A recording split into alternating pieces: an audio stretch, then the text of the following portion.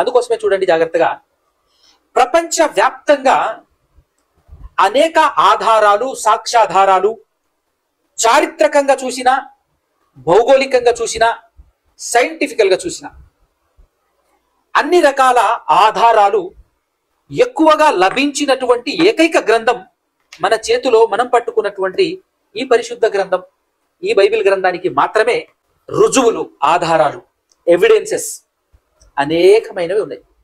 ఏది కావాలో అది నీకు ఇస్తాడు, ఇవ్వబడతాయి.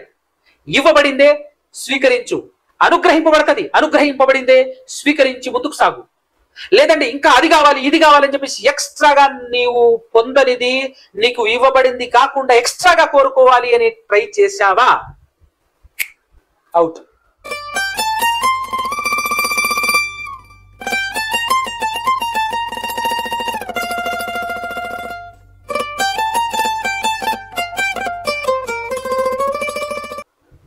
సర్వోన్నతుడు, సర్వాధికారి, సమస్త సృష్టిని సృష్టించిన మన అందరి కనతండ్రి, అక్షయుడు, అదృశ్యుడు, అద్వితీయుడు, ఇద్దరుగా, ముగ్గురుగా, నలుగురుగా లేనటువంటి ఏకైక ఆ దేవదేవునికి ఆయన కుమారుడు, మన రక్షకుడు యేసుక్రీస్తు ప్రభుల వారి ద్వారానే పరిశుద్ధాత్మ సహాయముతోనే వేవేలా స్తుతి స్తోత్రాలు, కృతజ్ఞతా స్తుతులు చెల్లించుచున్నాను.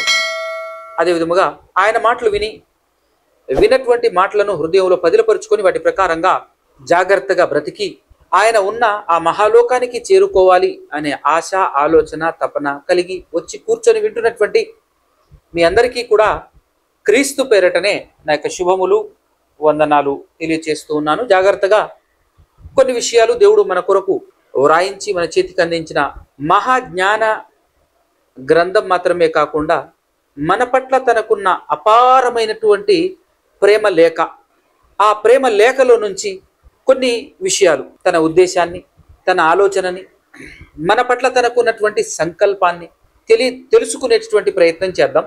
దేవుడు మన పట్ల ఎంత ప్రేమ కలిగి ఉన్నాడో మన నోటితో, మన భాషతో వ్యక్తపరచలేం, మన కలంతో కూడా మనం రచించలేం.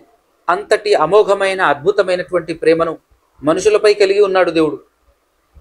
ఈ మనుషుల కోసం ఆయన మాత్రమే లక్షల కోట్ల విధానాలలో మనుషులకై చేసినటువంటి ప్రయత్నాలు కొన్ని కోట్లల్లో అని చెప్పొచ్చు. అనేక ప్రయత్నాలు.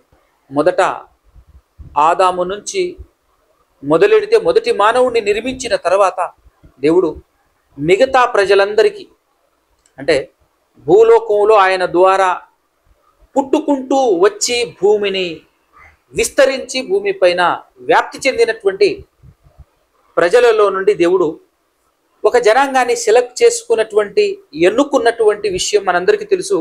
వాళ్ళే ఇశ్రాయేలీయులుగా పిలువబడ్డారు. ప్రపంచ ప్రజలందరూ పొరపాటు పడ్డారు. మిగతా వాళ్ళు ఈ దేవుడు కేవలం ఇశ్రాయేలులకే దేవుడు అని అనుకున్నారు. అది తప్పు. ఒక మనిషిని, ఒక జనాంగాన్ని ఎన్నుకోవటం అసలు జనరల్గా ఎందుకు ఎన్నుకుంటారు అని అంటే, ఫర్ ఎగ్జాంపుల్ ఒక చిన్న ఎగ్జాంపుల్ చెప్పేటటువంటి ప్రయత్నం చేస్తాను. ఒక వ్యక్తి దగ్గర ఉన్నటువంటి ఒక అద్భుతమైనటువంటి ప్రొడక్ట్ ప్రపంచవ్యాప్తంగా విస్తరించాలి అని అంటే ఫస్ట్ ఒక వ్యక్తిని సెలెక్ట్ చేసుకుంటాడు, లేదంటే కొంతమందిని సెలెక్ట్ చేసుకుంటాడు, ఎన్నుకుని వాళ్లకు తన వస్తువు గురించి, తన దగ్గర ఉన్నటువంటి ప్రొడక్ట్ గురించి విశదీకరించి నీట్గా ఎక్స్ప్లెనేషన్ చేసిన తర్వాత దీన్ని స్ప్రెడ్ చేయండి అని చెప్పేసి చెప్తాడు. అదే విధముగా దేవుడు ఒక వ్యక్తిని ఎన్నుకున్నాడు అని అంటే అర్థం ఆ వ్యక్తికి మాత్రమే దేవుడు అని పొరపాటు పడటం మన భ్రమ, మనం చేసేటటువంటి మిస్టేక్, తప్పు అది. ఎందుకనంటే ఇశ్రాయేలు ప్రజలను మాత్రమే కాకుండా ఆదాము నుంచి మొదలు పెడితే అదే జరుగుతుంది. ఆదాము నుంచి మొదలు పెట్టుకుంటే ఒక ఆదామును కానివ్వండి, ఆయన తర్వాత షేతు గారు కానివ్వండి, ఆయన తర్వాత ఆయనతో నడిచినటువంటి హనోకు గారు కానివ్వండి, ఆయన తర్వాత నోవాహు గారు కానివ్వండి, నోవాహు గారిని సెలెక్ట్ చేసుకోవటం, దేవుడు ఎన్నుకోవటం, ఆయన ద్వారా తన గురించి ప్రపంచ ప్రజలందరికీ తెలియపరిచేటటువంటి ప్రయత్నం, తన గురించి, తన సంకల్పం గురించి, తన ఆలోచన గురించి, తాను దేవుడు అనే ఒక ఆయన ఉన్నాడు, ఆయన మీకోసం ఆలోచిస్తున్నాడు, మీకోసం తప్పిస్తున్నాడు అని ప్రపంచానికి తెలియచెప్పటం కోసం ఒక వ్యక్తిని ఎన్నుకోవటం. అలా అనాది నుంచి మొదటి నుంచే జరుగుతున్నటువంటి కార్యక్రమం. ఇది అవగాహనలో లేక పొరపడుతున్నది ఎవరనంటే అమాయకులు, అజ్ఞానులు, మనుషులు. ఆ విధంగా నోవాహు గారి ద్వారా తెలియచేశారు ఒక మెసేజ్. ఆ తర్వాత కొద్ది దినాలకు మరొక వ్యక్తిని సెలెక్ట్ చేసుకోవడం జరిగింది. జలప్రళయం గతించిన తర్వాత అబ్రహాము అనేటువంటి ఒక వ్యక్తిని సెలెక్ట్ చేసుకోవడం జరిగింది. ఆ వ్యక్తిని సెలెక్ట్ చేసుకొని ఆయన ద్వారా వచ్చినటువంటి జనాంగమే ఇశ్రాయేలీయులు. ఆ ఇశ్రాయేలీయులు అనేటటువంటి ఒక జనాంగాన్ని తాను సెలెక్ట్ చేసుకొని ఆ జనం ద్వారా, ఆ ప్రజల ద్వారా తనను తాను ప్రపంచానికి పరిచయం చేయాలనుకున్నాడు. పరిచయం కావాలి అని అనుకున్నాడు దేవుడు. జనరల్ గా నోవాహు వరకు, అబ్రహాముకు ముందు దేవుడు ప్రజలలో నుంచి ఒక వ్యక్తిని, మనుషులలో నుంచి ఒక వ్యక్తిని ఎన్నుకొని ఆ వ్యక్తి ద్వారా వెళ్ళండి, ప్రపంచ ప్రజలు, మిగతా ప్రజలందరికీ నా గురించి చెప్పండి, జరగబోయే ప్రమాదం గురించి చెప్పండి, బ్రతకాల్సిన విధానం గురించి చెప్పండి అని చెప్పేసి ఇన్ఫర్మేషన్ ఇవ్వటం జరిగింది. కానీ దేవుడు ఆలోచన చేశాడు, ఇంత సింపుల్ గా చెబితే అర్థం చేసుకోవట్లేరు కాబట్టి ఇలా కాదు, ఎప్పటికీ ఎన్నటికీ తరతరాలు, యుగాలు, భూమి ఉన్నన్ని రోజులు ఒక నిర్దిష్టమైనటువంటి ఒక పర్టికులర్ ఆధారాలు సృష్టించాలి అనుకున్నాడు. ఆధారాలు బిల్డ్ చేయాలి అని అనుకున్నాడు దేవుడు. అందుకోసమే అబ్రహాము గారికి ముందు కాలంలో ఒక మనిషిని పుట్టించడం, ఆ మనిషి ద్వారా తన గురించి లేదంటే ప్రజలకు మేలుకరమైనటువంటి విషయాలను వినిపించేటటువంటి ప్రయత్నం చేసినటువంటి దేవుడు అబ్రహాము గారి తదనంతరం చేసినటువంటి పని ఏంటంటే ఒక జనాంగాన్ని సెలెక్ట్ చేసుకొని వాళ్లను జాగ్రత్తగా పరిపాలన చేస్తూ, వాళ్లను నీటిగా నడిపిస్తూ, వాళ్లకంటూ ఒక నిబంధన ఇచ్చి వాళ్ళ ద్వారా అనేక సాక్ష్యాధారాలను, అనేక ఎవిడెన్స్లను ప్రపంచంలో పొందుపరచాలనుకున్నాడు.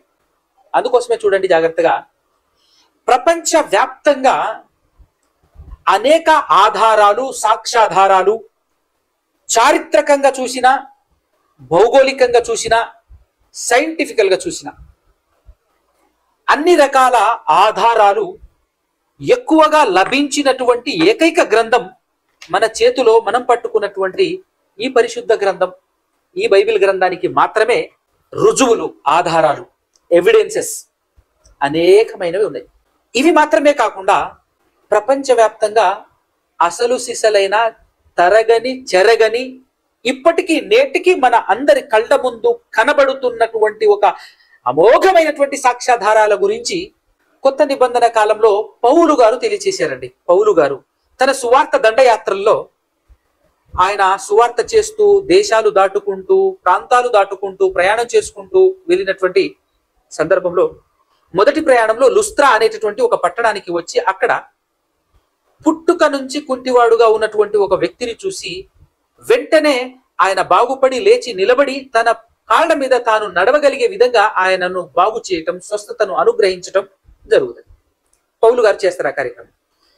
చేసినప్పుడు దేవుని పట్ల అవగాహన లేనటువంటి ప్రజలు అది చూసి వెంటనే ఇక కాళ్ళు లేనటువంటి వ్యక్తికి కాళ్ళు ఇచ్చాడు అంటే ఖచ్చితంగా వీళ్ళు దేవుళ్ళే, దేవుళ్ళు మనుష్య రూపంలో వచ్చేశారు, దేవతలు మనుష్య రూపం దాల్చి వచ్చేశారు అనేటటువంటి ఆలోచనతో అక్కడ ఉన్నటువంటి పౌలు గారిని, బర్నబా గారిని, ఇద్దరిని దేవతలుగా పేరు పెట్టి వాళ్ళ ముందు బలివటం కోసం అని చెప్పేసి ఎద్దును తీసుకురావటం జరుగుతుంది. అది చూసి వాళ్లను ఆపే ప్రయత్నం చేస్తూ పౌలు గారు మాట్లాడినటువంటి అద్భుతమైన, అమోఘమైనటువంటి మాటలు మనం చూద్దాం. ఒక్కసారి 14వ అధ్యాయము అపోస్తుల కార్యములు, 14వ అధ్యాయం అపోస్తుల కార్యములు 15వ వచనం నుంచి చూసినట్లయితే ప్రియులారా, 15వ వచనం నుంచి, అయ్యలారా మీరెందుకు ఇలాగూ చేయుచున్నారు? మేము కూడా మీ స్వభావము వంటి స్వభావము గల నరులమే. మీరు ఈ వ్యర్థమైన వాటిని విడిచిపెట్టి ఆకాశమును, భూమిని, సముద్రమును, వాటిలో ఉండు సమస్తమును సృష్టించిన జీవము గల దేవుని వైపు తిరగవలనని మీకు సువార్త ప్రకటించుచున్నాము. వాళ్ళు ప్రకటిస్తున్నటువంటి సువార్త ఎంత అద్భుతంగా ఉంది చూడండి. ఆ సువార్త ఏమని ప్రకటిస్తున్నారట? ఎవరిని తెలుసుకోవాలని ప్రకటిస్తున్నారట? ఆకాశమును, భూమిని, సముద్రమును, వాటిలో ఉండు సమస్తమును సృష్టించిన జీవము గల దేవుని వైపు తిరగవలనని మీకు సువార్త ప్రకటించుచున్నాము. ఆయన గత కాలములలో సమస్త జనులను తమ తమ మార్గముల యందు నడవనిచ్చెను. గత కాలములలో అంటే యేసుక్రీస్తు ప్రభులు వారు భూలోకానికి రాక మునుపటి కాలములలో, గత కాలములలో ఏం చేశాడంటే దేవుడు తమ తమ మార్గముల యందు నడవనిచ్చాడట. అంటే సాక్ష్యాధారాలు ప్రపంచానికి ఆధారాలు సృష్టించేటటువంటి టైం. కేవలం ఒక జనాంగాన్ని, ఇజ్రాయేలు అనేటటువంటి ఒక ప్రజలని పట్టుకొని వాళ్ళను నడిపించుకుంటూ సాక్ష్యాధారాలను సృష్టించుకుంటూ అంత మాత్రమే కాకుండా ఆ ఒకే ఒక జనాంగం ద్వారా ప్రపంచ ప్రజలందరికీ దేవుడు ఉన్నాడు అనే విషయాన్ని తెలియజేసేటటువంటి ప్రయత్నం.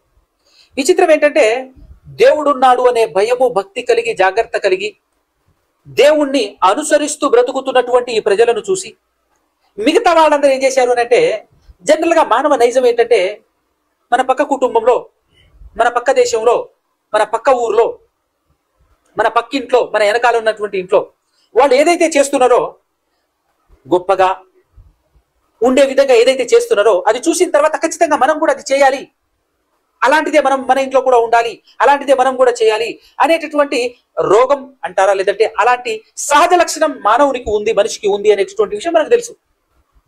సో మిగతా ప్రపంచ ప్రజలందరూ ఏం చేశారు అని అంటే, వీళ్ళు దేవుడు దేవుడు అని భయము, భక్తి కలిగి దేవుని కోసం అని చెప్పేసి చక్కగా గుడారాలు వేసుకోవటము, చక్కగా మంది ఒక పండుగలు చేసుకోవటం, ఒక మందసం తయారు చేయటం, బలులు ఇవ్వటం, ఇవన్నీ వీళ్ళు చేస్తున్నారు దేవుడు వీళ్ళకి నియమించినటువంటి నియామకాల ప్రకారంగా. వీటన్నిటిని చూసి మిగతా ప్రపంచ ప్రజలందరూ కూడా ఈ ఇశ్రాయేలు జనాలు, ఆ కాలంలో ఇశ్రాయేలీలు అంటే దేవుడు వీళ్ళని ఐగుప్తులో నుంచి తీసుకొని రావటంతోనే ప్రపంచానికి కనబడే, వినబడే అంత గొప్ప సౌండ్ చేశాడు అన్నమాట దేవుడు, మనందరికీ తెలుసు. దానితో చుట్టుపక్కల ఉన్నటువంటి ప్రపంచ ప్రజలందరి, అన్ని దేశాల యొక్క కనుచూపు ఎవరి వైపు ఉన్నాయనంటే ఈ ఇశ్రాయేలీయుల మీదనే ఉంది. సో ఇశ్రాయేలీయులు ఏం చేస్తున్నారు, వాళ్ళని చూసి మనకు కూడా ఒక దేవుడు కావాలి, మనం కూడా ఒక దేవుడిని నిర్మించుకోవాలి అని చెప్పేసి వాళ్ళు కూడా విగ్రహాలను చేయటం, గుళ్ళు కట్టడం, గోపురాలు కట్టడం, బలులు ఇవ్వటం, ఎస్టాబ్లిష్మెంట్ చేసుకున్నారు. అయితే దేవుడు తనకంటూ ఒక ప్రత్యేకమైనటువంటి ప్రణాళిక ఉంది కనుక అది వచ్చేంత వరకు ఏం చేశాడట, గత కాలములలో సమస్త జనులను తమ తమ మార్గముల యందు నడవనిచ్చిన తర్వాత 17వ వచనం చూడండి. అయినను ఆయన ఆకాశము నుండి మీకు వర్షమును ఫలవంతములైన ఋతువులను దయచేయుచు, ఆహారము అనుగ్రహించుచు, ఉల్లాసముతో మీ హృదయములను నింపుచు, మేలు చేయుట చేత తన్ను గూర్చి సాక్ష్యము లేకుండా చేయలేదని బిగ్గరగా చెప్పిరి. గట్టిగా బిగ్గరగా చెప్తున్నారనమాట. దేవుడు ఉన్నాడు, సజీవుడైనటువంటి దేవుడు, మన గురించి ఆలోచిస్తున్నటువంటి దేవుడు, మనల్ని పుట్టించినటువంటి దేవుడు, మనల్ని పోషించుచున్నటువంటి దేవుడు ఉన్నాడు అని చెప్పడానికి ఆ అద్భుతమైనటువంటి సాక్ష్యాధారాలు ఏమని చూపించాడు ఇక్కడ. ఇప్పటికీ కూడా పైనుంచి వర్షం కురిసినప్పుడు మన హృదయం ఉప్పొంగాలి. వా, దేవుడు ఉన్నాడు అని చెప్పడానికి సాక్ష్యం, ఆధారం ఏంటట, వర్షం కురిపించటం, ఫలవంతములైన ఋతువులు రప్పించటం, వాటి ద్వారా మనల్ని పోషించటం, ఆహారాన్ని రప్పించటం. ఇదంతా చూస్తే అద్భుతంగా దేవుడు ఉన్నాడు అని చెప్పాలి కదా.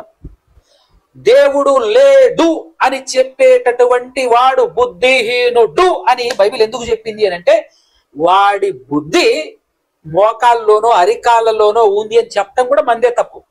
వాళ్ళ బుద్ధి లేదు, బుద్ధి లేని వారు అనేటటువంటిది 100%. ఎందుకు అని అంటే, వాళ్ళు ఏమంటారు అని అంటే, చాలా గొప్పగా బుద్ధి లేని కార్యక్రమంలో బుద్ధి లేని వాళ్ళు అతిశయించే విధానం ఉంటుందండి.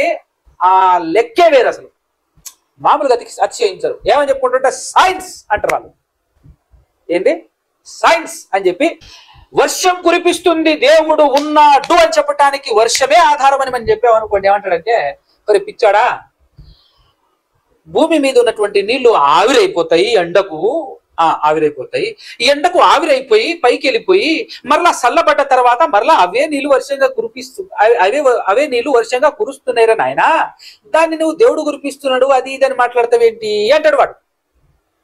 అప్పుడు అలానే మాట్లాడదు, ఎందుకంటే బుద్ధి లేదు కదా. బుద్ధి లేనటువంటి వాడు ఎట్లనే మాట్లాడతాడు. అప్పుడు చెప్పాలి మనం, ఒరే బుద్ధి లేనోడా, ఆ వర్షం ఏదో ఎప్పుడు పడితే అప్పుడు, ఎప్పుడు ఆవిరైపోయి ఎప్పుడు కూల్ అయిపోతాయో అప్పుడు కురవాలి కదరా, ఎందుకురా కరెక్ట్ కరెక్ట్గా టైం టు టైం మెయింటైన్ చేస్తుంది వర్షం.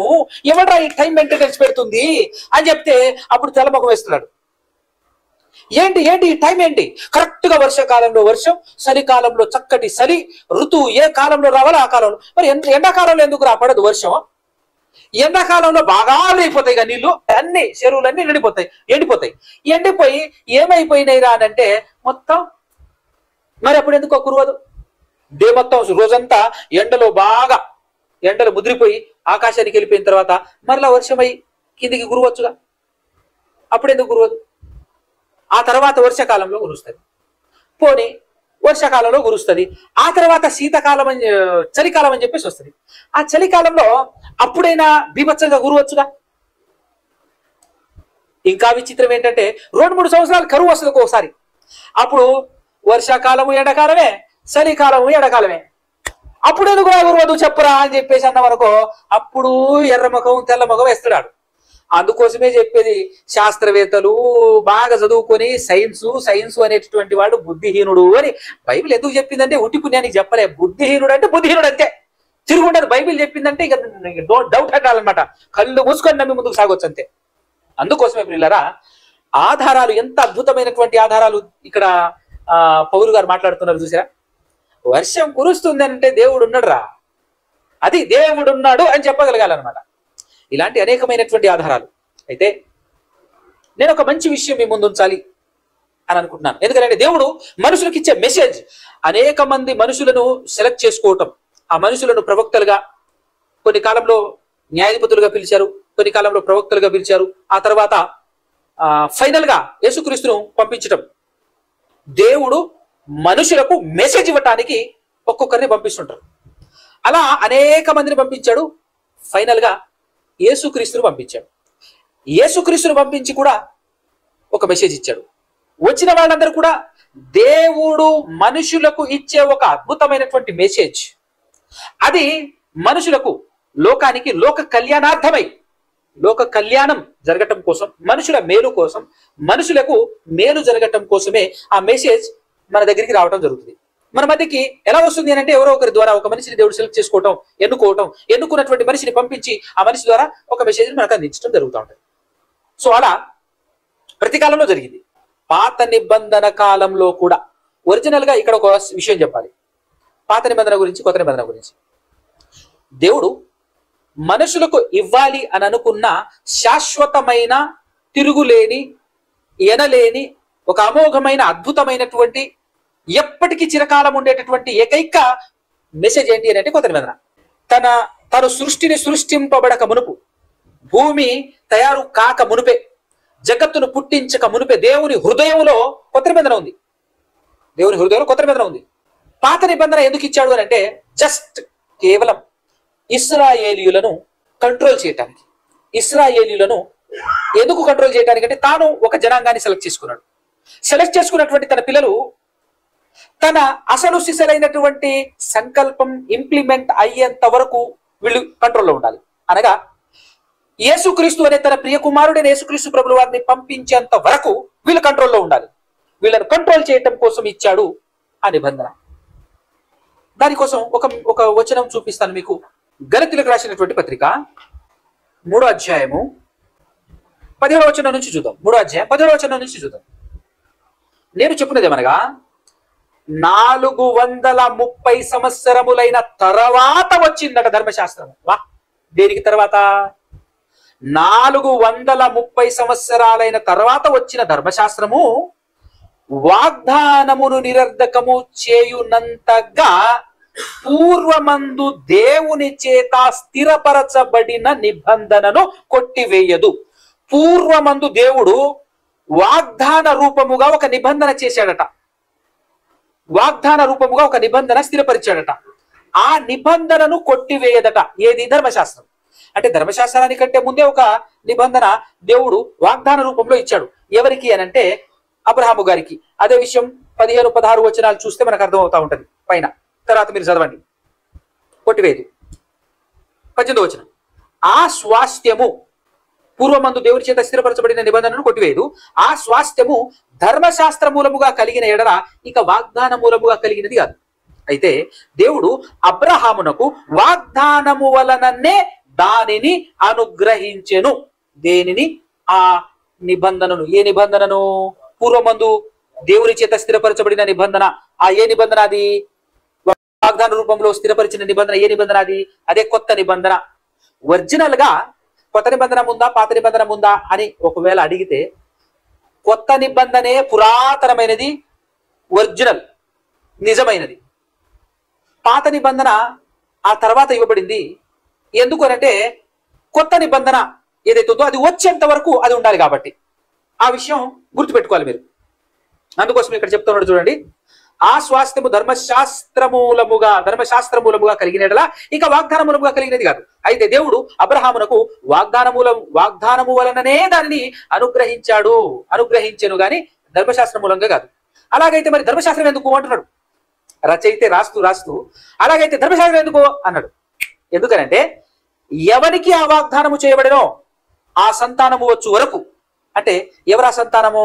16వ వచనంలో చూస్తే అబ్రహామునకు వాగ్దానం చేశాడు. అబ్రహామునకును అతని సంతానమునకును వాగ్దానములు చేయబడును. ఆయన అనేకులను గూర్చి అన్నట్టు నీ సంతానములకును అని చెప్పక ఒకరి గూర్చి అన్నట్టే నీ సంతానమునకును అనెను. ఆ సంతానము క్రీస్తు.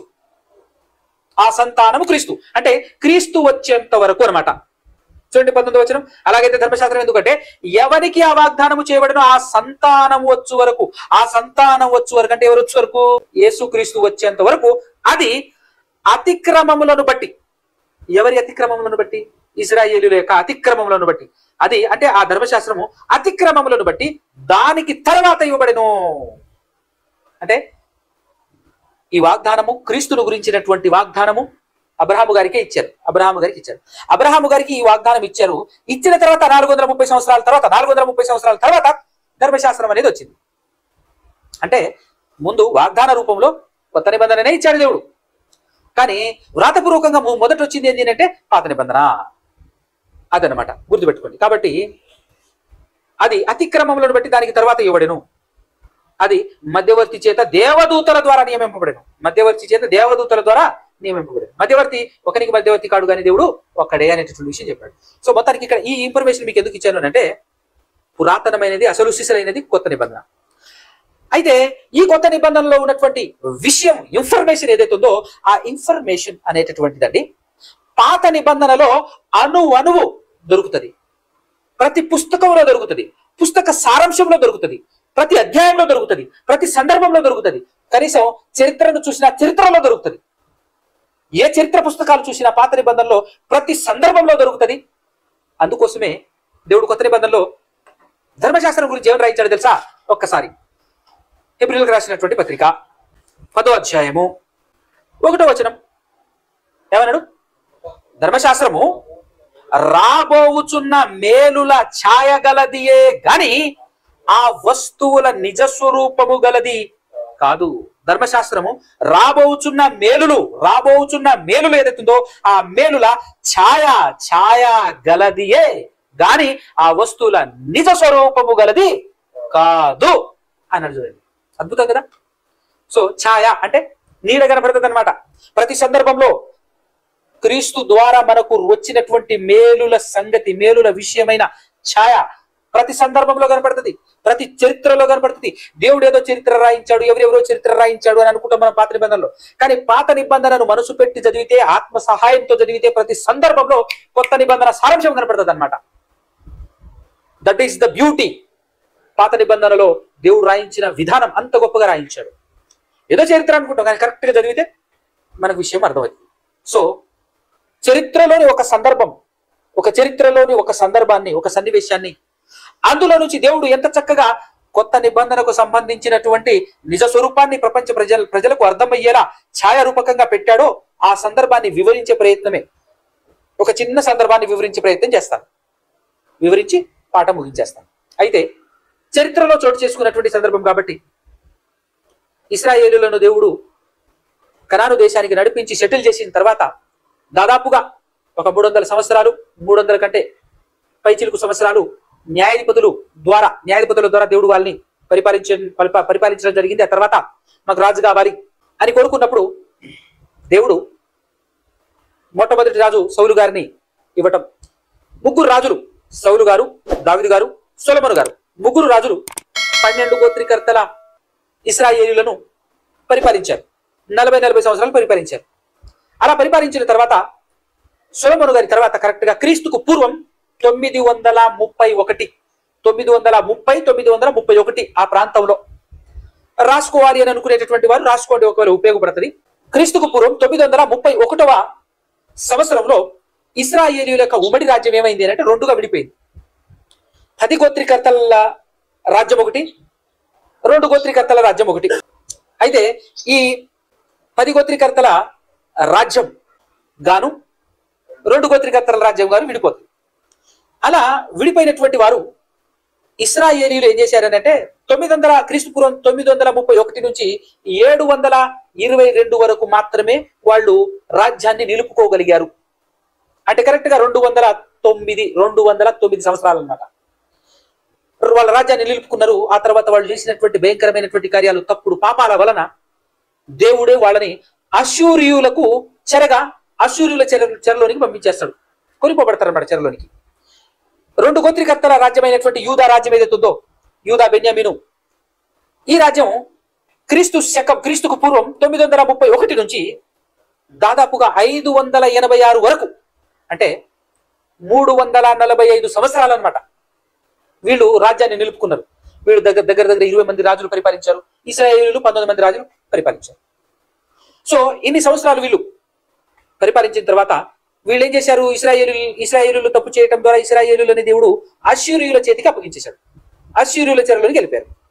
తర్వాత వీళ్ళు ఏం చేశారు? వీళ్ళు కూడా పాపం చేసి వీళ్ళు కూడా తప్పు చేయడం ద్వారా యూదా రాజ్యం కూడా తప్పు చేయడం వల్ల క్రీస్తు పూర్వం 586లో కంప్లీట్ గా వీళ్ళను కూడా చెరలోనికి పంపించేశాడు. ఒరిజినల్ గా వీళ్ళు చెరలోనికి పోయింది ఎప్పుడు అంటే 607, క్రీస్తుకు పూర్వం 607 నుంచి 586 వరకు వీళ్ళు పరిపాలించారే గాని ఎవరి క్రింద ఉండి పరిపాలించారంటే బబులోను చక్రవర్తుల క్రింద ఉండి పరిపాలన చేశారు. కాబట్టి వీళ్ళ బానిసత్వం ఎప్పుడు స్టార్ట్ అయింది అంటే 607లోనే ఆరంభమైంది. 607లోనే ఆరంభమైంది. కాబట్టి అక్కడి నుంచి ఫుల్ కంప్లీట్ గా ఈ దేశంలో ఉండకుండా వీళ్ళందరినీ తీసుకొని చెరలోనికి తీసుకెళ్ళింది ఎప్పుడు అంటే 586లో చెరలోనికి యూదులను కూడా తీసుకెళ్ళడం జరిగింది. ఈదులను చెరలోనికి ఎవరు తీసుకెళ్లారు అంటే బబులోను చక్రవర్తులు తీసుకెళ్లారు. అయితే ఈ బబులోను చక్రవర్తులు ఏం చేశారు అంటే ఇంతకు ముందు ఈ ఇశ్రాయేలీయులని, అంటే 10 గోత్రికర్తల ఇశ్రాయేలీయులని అశ్షూరీయులు తీసుకెళ్లారు కదా, అశ్షూరీయుల చెరలోనికి ఇశ్రాయేలీయులు. అయితే ఈ బబులోనీయులు ఏం చేశారు? ఆ అశ్షూరీయులను కూడా కొట్టేసి వాళ్ళను కూడా తమ చేతి క్రిందికి తాము హస్తగతం చేసుకున్నటువంటి వాళ్ళు ఈ బబులోని చక్రవర్తులు. సో వాళ్ళను వీళ్ళు స్వాధీనపరుచుకున్నారు, ఇటు యూదులను స్వాధీనపరుచుకున్నారు. అని అంటే విడిపోయిన 2 రాజ్యాలు చెరలో ఒకటయ్యాయి చూడండి. అంటే వాళ్ళు కూడా బబులోను చేతి కిందకి వచ్చేసారు, ఈ యూదులు కూడా బబులోను చేతి కిందకి వచ్చేసారు. మొత్తానికి అందరు కలిసి ఇప్పుడు ఎక్కడ ఉన్నారు? బబులోను చెరలో ఉన్నారు.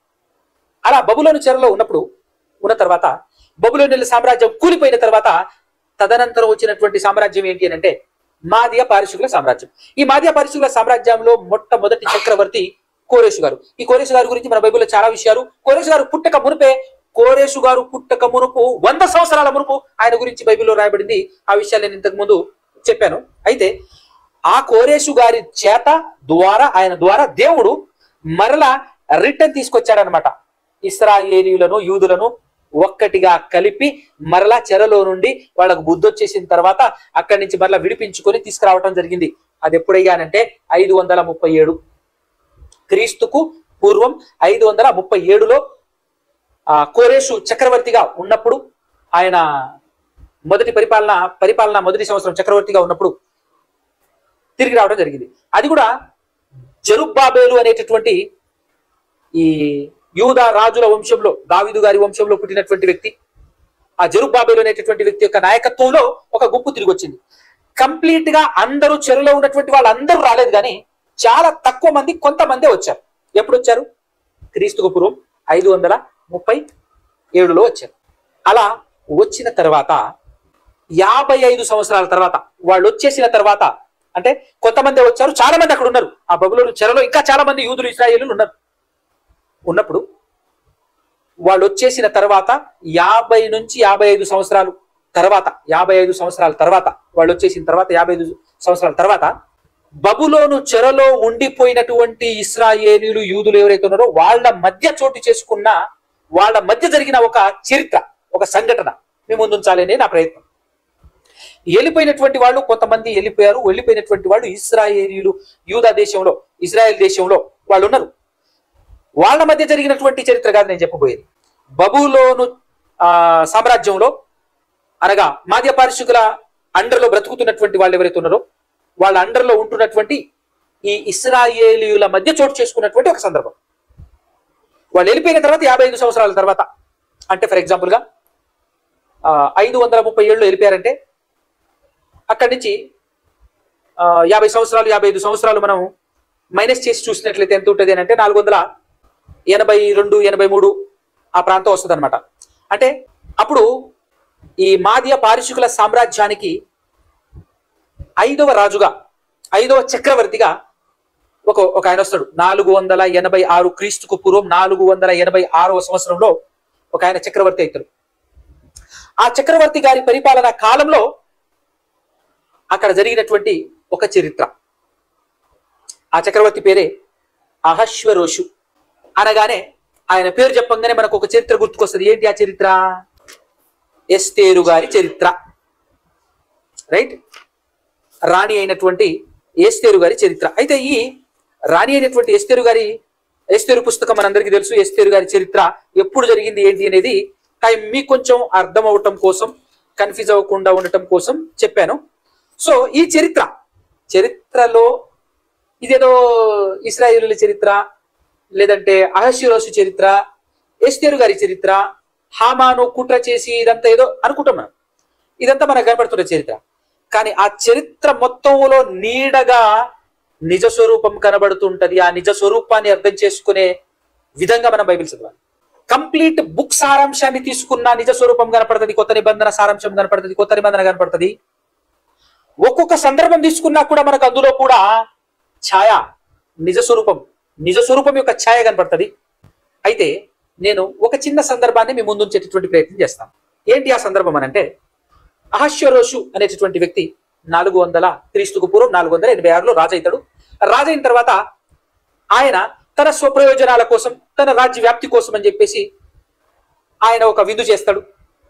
అద్భుతమైన బ్రహ్మాండమైనటువంటి విందు చేస్తాడు. విందులో అనేక రాజులను, తన కింద పనిచేస్తున్నటువంటి రాజులందరినీ పిలిచి విందు చేస్తూ ఉన్నప్పుడు తన నగరిలో ఉన్నటువంటి తన సంపదను, తన అందాన్ని అంతటిని పరిచయం చేస్తాడు, చూపిస్తాడు రాజులకు, అధిపతులకు.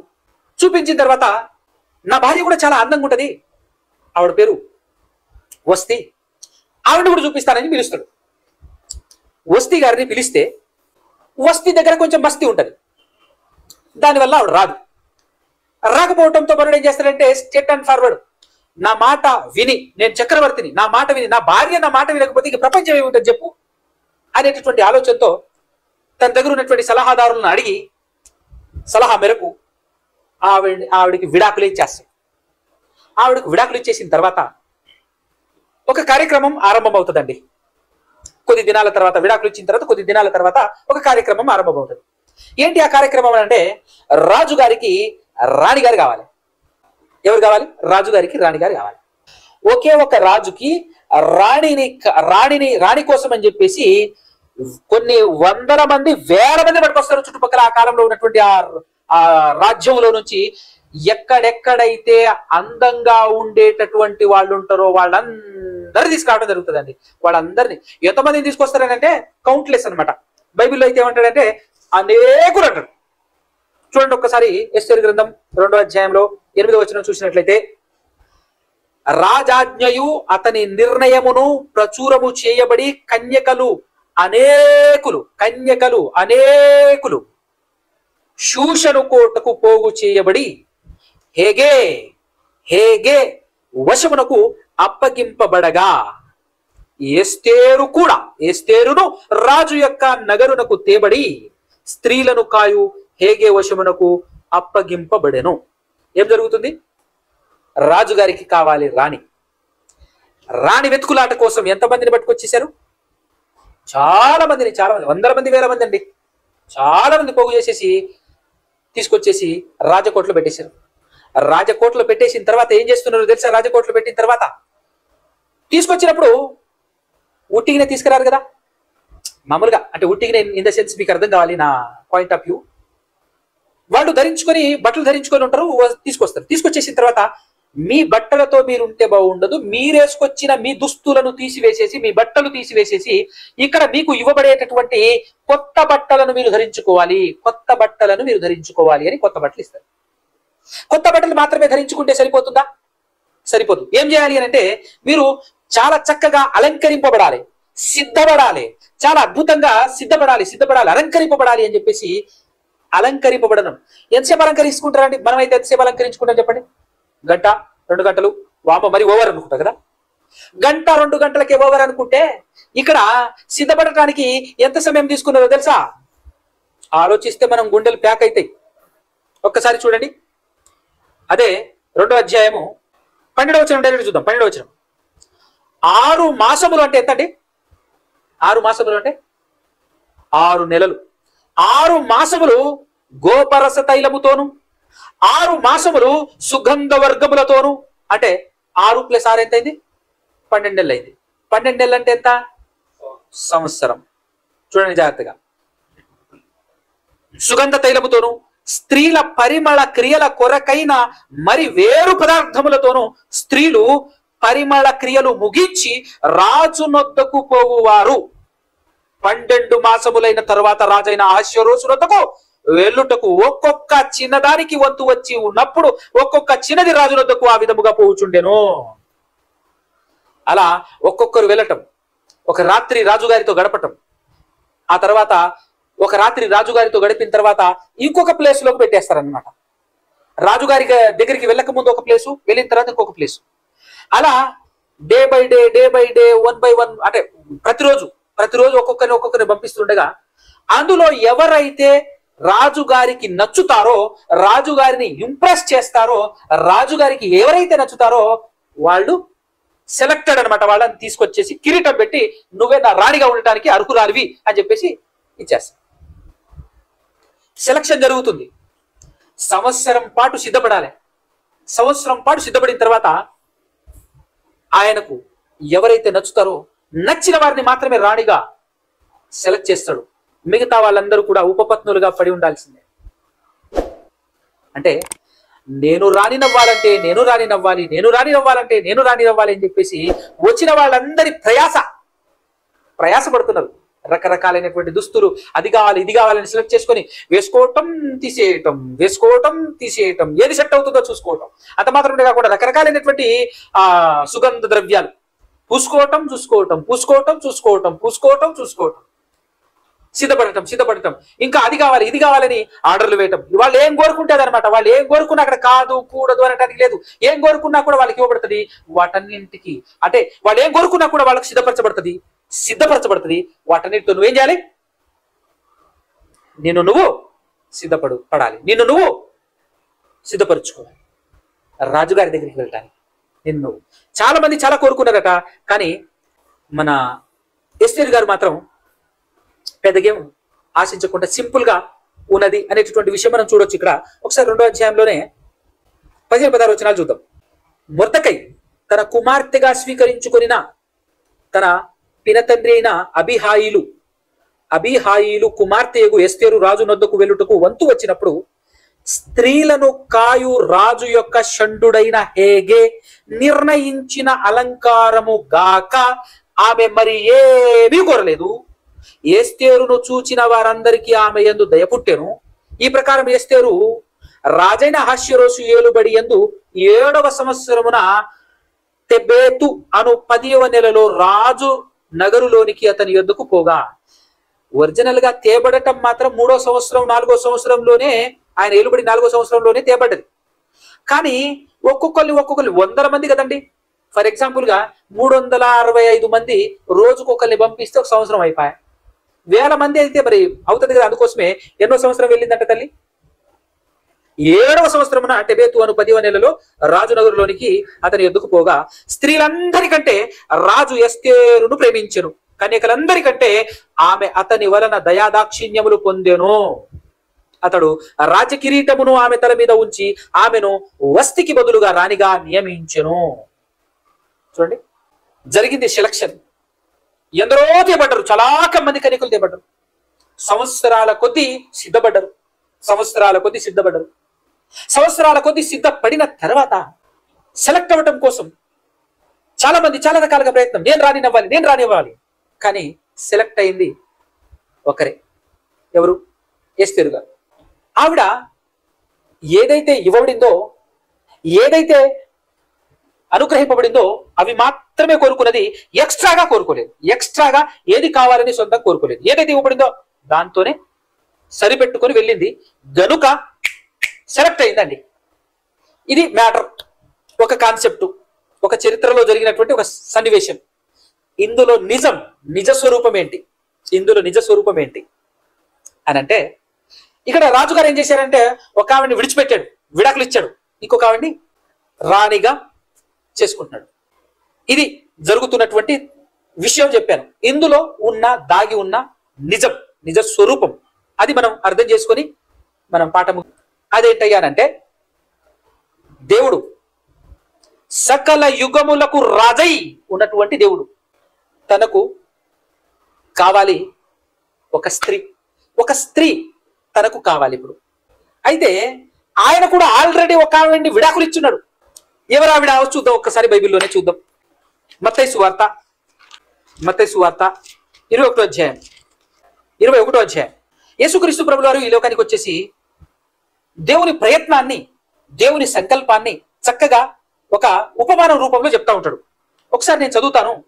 ఏంటి అంటే 33 నుంచి చూసినట్లయితే, ఈ మరి యొక్క ఉపమానం వీరుడి ఇంటి యజమానుడు ఒకడుండెను. అతడు ద్రాక్ష తోట నాటించి దాని చుట్టూ కంచె వేయించి అందులో ద్రాక్ష తొట్టి తొలిపించి గోపురము కట్టించి కాపులకు దాని గుత్తకిచ్చి దేశాంతరమును పోయిను. పండ్ల కాలము సమీపించినప్పుడు పండ్లలో తన భాగం తీసుకుని వచ్చుటకు ఆ కాపుల ఎద్దుకు తన దాసులు నంపగా ఆ కాపులు అతని దాసులను పట్టుకుని ఒకరిని కొట్టిరి, ఒకరిని చంపిరి, మరి ఒకరి మీద రాళ్లు రువిరి. మరలా అతడు మునుపటి కంటే ఎక్కువ మంది ఇతర దాసులను పంపగా వారు వీరిని ఆ ప్రకారమే చేసి తుదకు నా కుమారుణ్ణి సన్మానించదరనుకొని తన కుమారుని వారి యొద్దకు పంపెను. అయినను ఆ కాపులు కుమారుని చూచి ఇతడు వారసుడు, ఇతనిని చంపి ఇతని స్వాస్థ్యం తీసుకొందుము రండని తమలో తాము చెప్పుకొని అతన్ని పట్టుకొని ద్రాక్ష తోట వెలుపట అంటే ఊరు బయట వెలుపట పడవేసి చంపిరి. ఎవరిని? యేసుక్రీస్తును. ఎవరు? ఆ ద్రాక్ష తోట ఎవరికైతే ద్రాక్ష తోట చేస్తున్నారో వాళ్ళు ఎవరో కాదు, ఇశ్రాయేలీయులు. కాబట్టి ఆ ద్రాక్ష తోట యజమానుడు వచ్చినప్పుడు ఆ కాపులనేమి చేయున నేను? అందుకు వారు ఆ దుర్మార్గులను కఠినముగా సంహరించి వాటి కాలముల యందు తనకు పండ్లను చెల్లించునట్టి ఇతర కాపులకు ఆ ద్రాక్ష తోట గుత్తకిచ్చునని ఆయనతో చెప్పి, మరియు యేసు వారిని చూచి ఇల్లు కట్టువారు నిషేధించిన రాయి మూలకు తలరాయి ఆయను, ఇది ప్రభువు వలననే కలిగెను, ఇది మన కన్నులకు ఆశ్చర్యము అనుమాట మీరు లేఖనములో ఎన్నడూనూ చదవలేదా? కాబట్టి దేవుని రాజ్యము మీ యొద్ద నుండి తొలగింపబడి దాని ఫలమిచ్చు జనులకు ఇయ్యబడునని మీతో చెప్పుచున్నాను. అంటే ఒకటి కోల్పోతున్నారు చూడు. దేవుని రాజ్యము మీ యొద్ద నుండి తొలగిపోతుంది. తొలగిపోయి దాని ఫలమిచ్చు జనులకు ఇయ్యబడునని మీతో చెప్పుచున్నాను. అంటే ఇశ్రాయేలులు కోల్పోతున్నారు, ఇంకొక జనం అంటే అన్యులకు రాజ్యం అప్పగింపబడుతుంది. ఇదే విషయాన్ని 23వ అధ్యాయంలో కూడా చక్కగా చెప్పాడు. 23వ అధ్యాయము మత్తయి సువార్త 37-38 చూడండి. 37-38 చూడండి. యెరూషలేమా ప్రవక్తలను చంపుచూను నీ యొద్దకు పంపబడిన వారిని రాళ్లతో కొట్టుచూను ఉండుదానా? కోడి తన పిల్లలను రెక్కల క్రిందకి ఎలాగూ చేర్చుకొనునో అలాగే నేనును నీ పిల్లలను ఎన్నో మార్లు చేర్చుకొనవలనని ఉంటిని గాని మీరు లోబడలేదు, వల్లకపోతిరి. అంటే మీరు లోబడలేదు, వల్లకపోతిరి. ఇదిగో మీ ఇల్లు మీకు విడవబడి ఉన్నది అంటున్నాడు. మీ ఇల్లు మీకు విడవబడి ఉన్నది. విడిచిపెట్టేశాడు దేవుడు ఇశ్రాయేలులని. అదే విడాకులు ఇచ్చేశాడు ఒక ఆవిడ్ని. ఒక ఆవిడ అనగానే, ఒక స్త్రీ అనగానే ఇజ్రాయెల్ మొత్తం చూడాలి. మనం విడాకులు ఇచ్చేసాడు. ఇప్పుడు కొత్త స్త్రీ నాకు కావాలి రాణిగా. సెలక్షన్ జరుగుతుంది. సెలక్షన్ జరిగి ఆ సెలెక్టెడ్ పీపుల్స్ మొత్తం అందరూ కూడా రావాలి ఒక చోటికి రావాలి. ఆ చోటనే సంఘం అని చెప్పబడి, ఆ సంఘం దగ్గరకు వచ్చేసి సంఘంలో జాయిన్ అయినటువంటి ప్రతి ఒక్కవాడు ఏం చేయాలి అంటే సిద్ధపడాలి, తనను తాను సిద్ధపరచుకోవాలి. నా రాజు దగ్గరికి వెళ్ళాలి, నేను సిద్ధపడాలి, నేను సెలెక్ట్ అవ్వాలి, నేను ఎన్నుకొనబడాలి, నేను సెలెక్ట్ అవ్వాలి అని చెప్పేసి మనమందరం ఏం చేయాలి? మనల్ని మనం సిద్ధపరచుకోవాలి. మనల్ని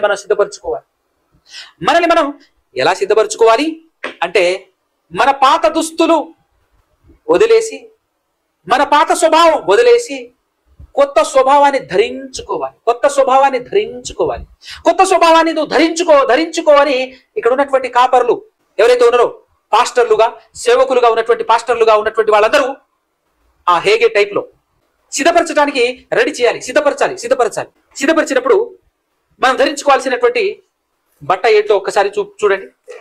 మనం ధరించుకోవలసినటువంటి దుస్తులు ఏం ధరించుకోవాలి అని అంటే, ఎఫెసీయులకు రాసినటువంటి పత్రిక కొత్త నిబంధన 4వ అధ్యాయము 24వ వచనం చూడండి. 4వ అధ్యాయం 24వ వచనం చూడండి.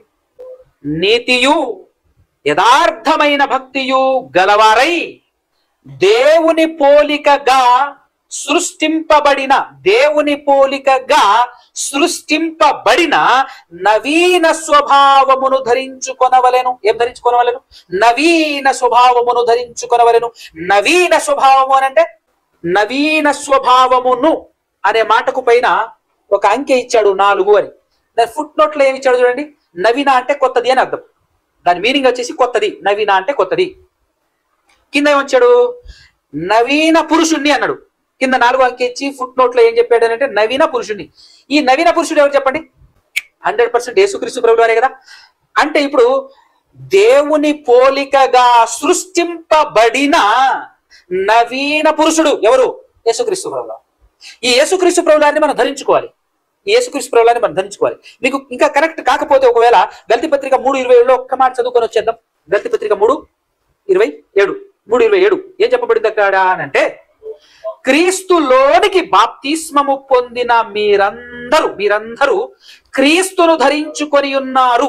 ఎవరిని ధరించుకొని ఉన్నారు? క్రీస్తుని ధరించుకొని ఉన్నారు. ఆ క్రీస్తు అంటే దేవుని పోలిక. దేవుని పోలికగా సృష్టింపబడిన నవీన స్వభావమును ధరించుకోవాలి మనం. అంత మాత్రమే కాకుండా బట్టలు ధరించుకున్నాం, ఓకే.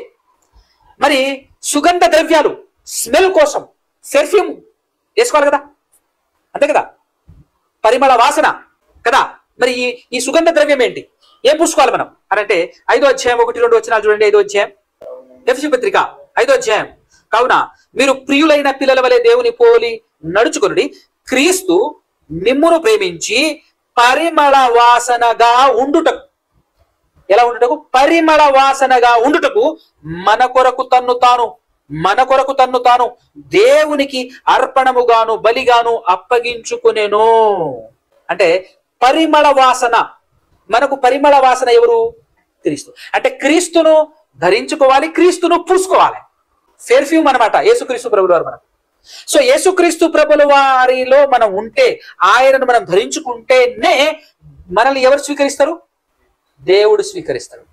దేవుడు అనే ఆ సకల యుగములకు రాజైనటువంటి ఆ దేవుడు నిన్ను నన్ను మనల్ని స్వీకరించాలి అని అంటే ఖచ్చితంగా మనం ఏం పూసుకోవాలి? సిద్ధపడాలి. ఈ సుగంధ ద్రవ్యంతో సిద్ధపడాలి. అవునా? సంవత్సరం సరిపోతుందా? ఏమండి? మెల్లమెల్లగా పూసుకోవాలి. మనం చేసే ప్రతి దినం చేస్తున్నటువంటి పని ఏంటంటే సిద్ధపడటం. ఎలా సిద్ధపడుతున్నాం అంటే, క్రీస్తు అనే పెర్ఫ్యూమ్ను, క్రీస్తు అనే పరిమళ వాసనను మనం పూసుకోవాలి ప్రతిదినం. ఆయనలా మారాలి, సువాసన వెదజల్లాలి, ఆయనను ధరించుకోవాలి. ఆయనను ధరించుకుంటేనే తప్ప మనల్ని ఆ రాజు స్వీకరించడు. భూమి ఆకాశములకు రాజు, సర్వ యుగాలకు రాజు ఆయన స్వీకరించాలి అని అంటే మనం ఏం చేయాలి? సిద్ధపడాలి. ఎలా సిద్ధపడాలి? ఏం పూసుకోవాలి అనేటటువంటి విషయం నీట్గా ఉంది. అయితే ఇక్కడ ఇంకొక పాయింట్ చెప్పిన పాఠం ముగించేస్తాను. మనం ఛాయలో నుంచి నిజ స్వరూపాన్ని రాబడుతున్నాం చూడండి. ఆ ఛాయలో ఎస్తేరు గారు చేసినటువంటి ఒక అద్భుతమైనటువంటి పని ఏంటంటే, మిగతా వాళ్ళందరూ నాకు అది కావాలి, ఇది కావాలి, అది కావాలి, ఇది కావాలని కోరుకున్నారు. ఏది కోరుకోకుండా వాళ్ళు ఏదైతే అనుగ్రహించారో, ఏదైతే ఇచ్చారో అది చాలు అని అనుకుని తాను సిద్ధపరుచుకుంది.